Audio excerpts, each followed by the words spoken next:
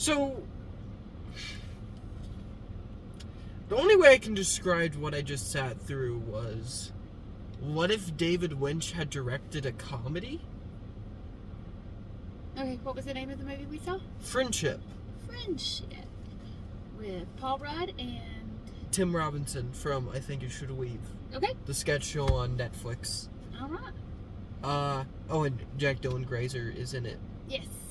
And I can't remember the actress's name that plays his wife, but she's been in a million things, from Fantastic Four to scary movies to different, Which Fantastic Four? I don't know why I think she's been in Fantastic Four. Maybe I'm wrong. Okay. Anyway. So this is exactly what I just described. What if David Lynch directed a comedy?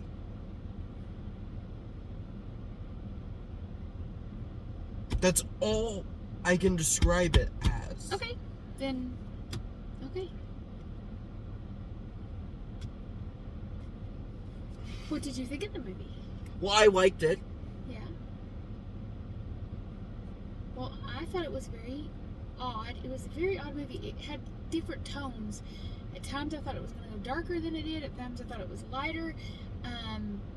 The whole last, 8 or 9 minutes, I thought that it was going to be some kind of a dream sequence, but then it wasn't. It was actually happened, and then it ended that way.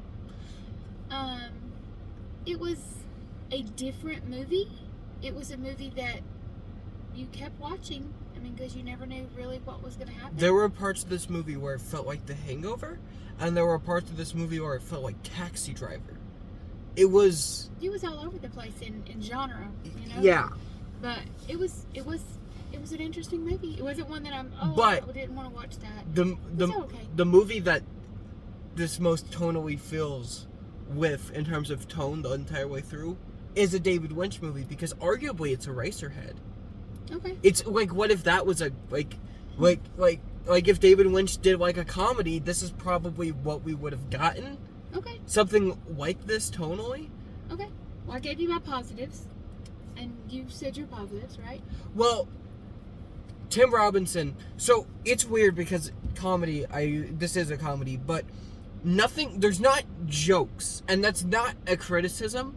There's not jokes. There's not really anything like that. I mean, there are a couple. Most of the comedy comes from, like, Tim Robinson as an actor. He has a very funny presence, and a lot of the jokes just come from him being a naturally funny person, a naturally funny actor, and that works surprisingly well. It wouldn't have worked if it was a different actor. It only works because it's Tim Robinson. Okay. And Paul Rudd does too. Well, no, Paul Rudd is not as funny or naturally funny as Tim Robinson. Paul Rudd's not really a comedian. He's an actor that occasionally does comedies. Mostly does comedies. I think he's very charismatic, and that he was a big part of why the movie worked.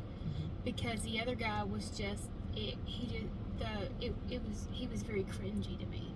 Tim Robinson? Yep, very cringy. Well, no, because Paul Rudd's character in this is like a horrible person. At least in any way. That's how I perceived it. And I did not. I perceived him to be kind of an asshole. I did not. The big reason they kick Tim Robinson out of this group is because Tim Robinson does something that Paul Rudd did, and then does something kind of cringy. That's it. That's the way that you perceived it. The way I perceived it was he was just too over the top for them. He didn't understand the social norms, and he let himself go way too comfortable, way too fast with them. And while watching it, I felt for both of the main characters, because I understood Paul Rudd having to nip that friendship, but I also understood where the other guy was coming from, and the fact that sometimes people don't recognize the social norms, and they don't meet that criteria for it, and they still want friendship, and they still want to be involved with people. So both sides. I did not consider it a comedy. I considered it maybe a dramedy. at No, the most, it's but- what if David Lynch did a comedy. Oh, okay. So it's surreal. Okay. That's how I would describe it. Put it on the freaking DVD box. Okay. Because it's dreamlike, or you could even say acid trip like. Yeah, it was very, like I said, I thought the last climax of the movie, I did not know that was the actual climax of the movie. I thought that was a dream sequence, but it wasn't. No. So, okay. So, I'm good with that. What did you hallucinate on your drug trip? I ordered a Subway sandwich. What? It was like a minute. I just ordered a